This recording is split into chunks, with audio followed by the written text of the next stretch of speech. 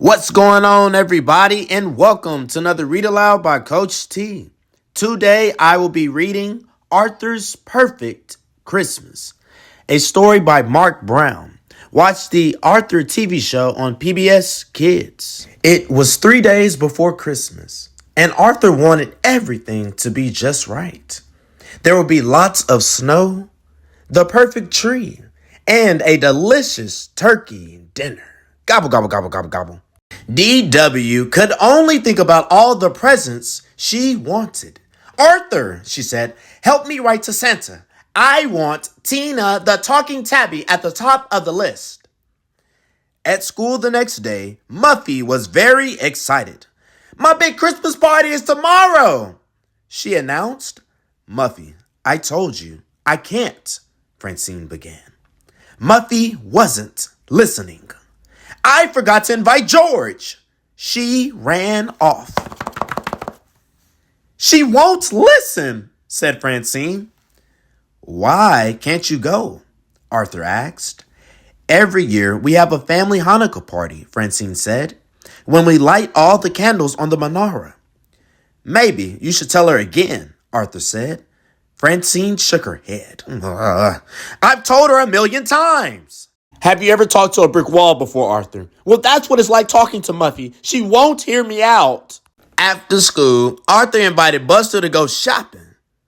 I'm going to bed, said Buster. My mom woke me up too early this morning. She thought it was Christmas. It's happened every year since my parents got divorced. She cooks special pancakes and gives me all my presents.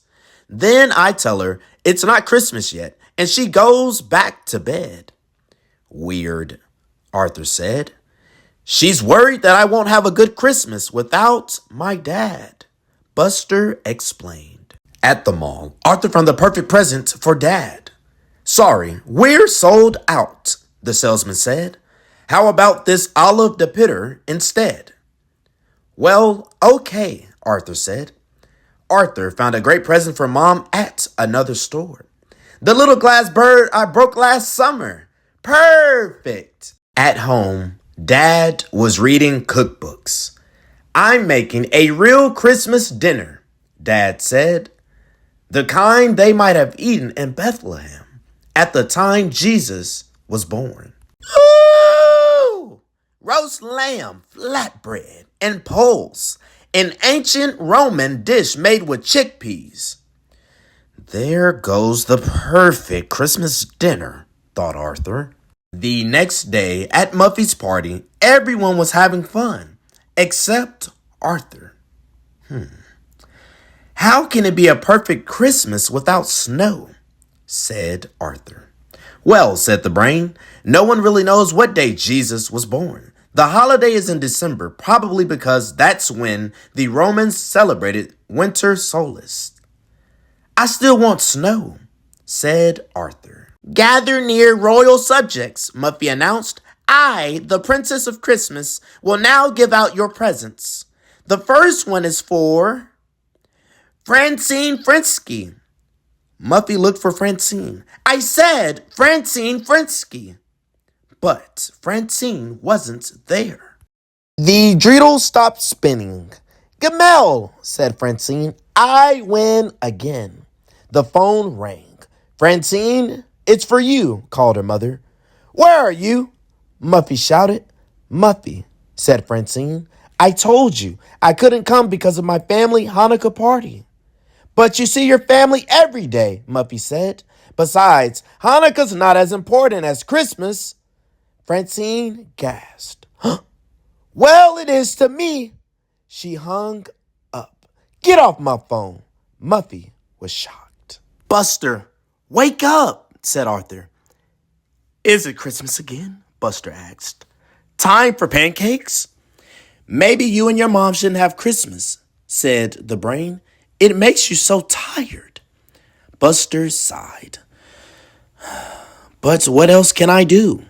Invent your own holiday, suggested the brain. My family celebrates Kwanzaa, and that was invented for African Americans by Dr. Malala Karenga. You should celebrate Baxter Day, said Arthur. Buster wasn't so sure. When he got home, Arthur couldn't believe his eyes. "That doesn't look like a Christmas tree," Arthur said. "Yes, it does," said DW. "It's beautiful." "I wanted something normal," said Arthur, "not unicorns and trolls." "You can decorate the rest of the tree," Mom said, "just the way you want." There goes the perfect tree, thought Arthur. Later, Arthur wrapped all his gifts and put them under the tree. "Mom is going to be so surprised," he said. DW came in with cookies, milk, and a bucket. "For Santa," she said. "Now help me fill this pail with water." "Water?" Arthur asked.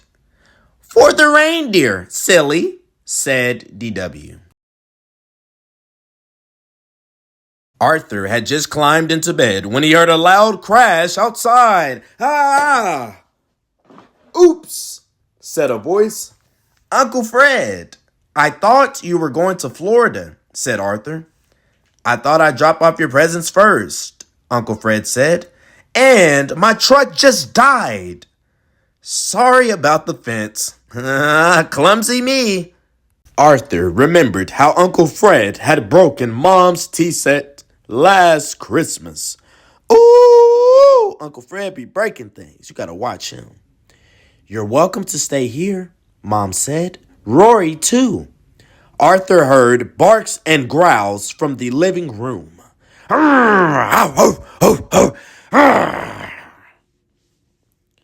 Rory and Pal were fighting over Mom's present. "Let's go of that!" shouted Arthur.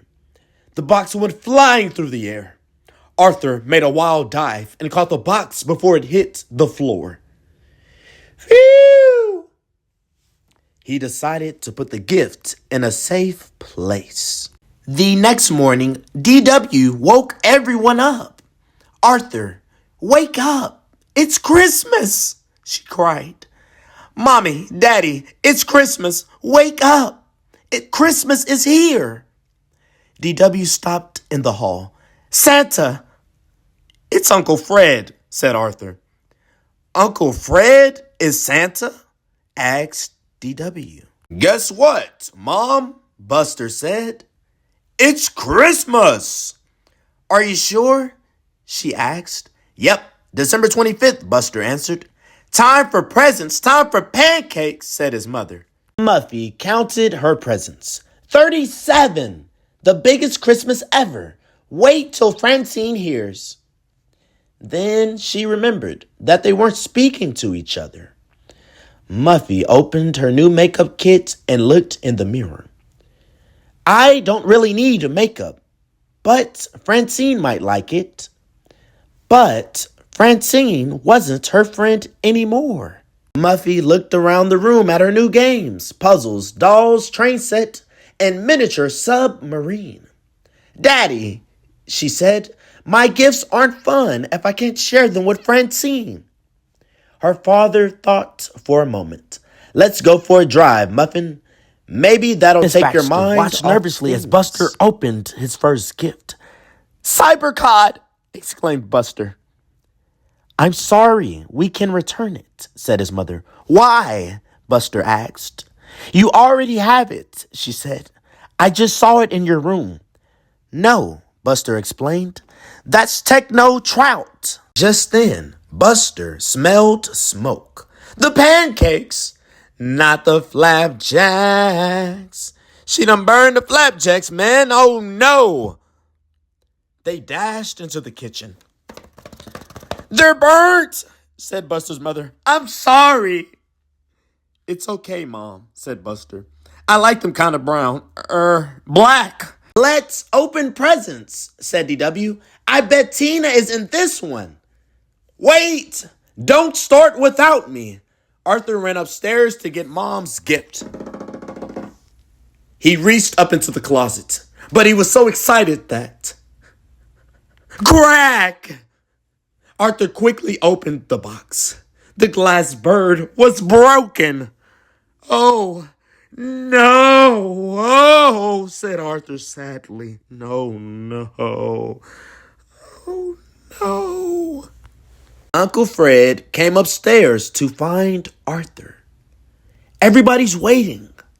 What's wrong, nephew? I broke Mom's present, said Arthur. It was the perfect gift, and now it's ruined. That's a shame, said Uncle Fred. But Christmas is more than just presents, you know? That's what grown-ups always say, Arthur said. Uncle Fred looked at Arthur's gift card. Well, the day's not over yet, he said. Let's go back down. Another Veganator, said Dad. That makes 4. DW had one present left. I know what this is. She tore off the wrapping paper with one swipe. It has to be. She ripped the box open.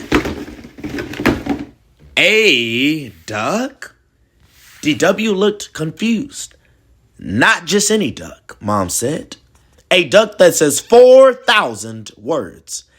Can it say meow? Asked DW. Well, no, Mom said. Are you upset? No, said DW, but I wanted Tina the talking tabby. Oh, Santa, how could you? This is the worst Christmas ever. DW stomped around the room and accidentally stepped on the duck. Hello, it said. I'm Quackers the talking duck. Quack, quack. DW picked up the duck and squeezed it. Quack, quack. I love you, it said. Do you love me? Hey, said DW, you're kind of cute. She squeezed it again. Quack-a-doodle-doo, said the Quackers. DW giggled. Arthur wished he had a gift for his mother. Mom, he began, I have to tell you something. Wait, said Uncle Fred. There's one more present. The card says, to Mom, love, Arthur. It does? Arthur said. Oh, Arthur, thank you, said Mom. It's the tea set that Fred broke last Christmas. Better keep it away from me, joked Uncle Fred. Arthur didn't know what to say. Man, I'm so glad that things worked out. Mom sure is really happy. Everyone at the Reed's house was stuffed, except for Arthur. Dinner was great, said Arthur. More halva, please. Arthur, I love this olive de bitter, said Dad. It's so useful. Good news, said Uncle Fred. My truck is fixed, so Rory and I will be going to Florida after all.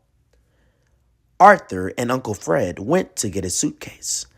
The tea set was your present for Mom, wasn't it? Arthur asked him. Yes, Uncle Fred answered.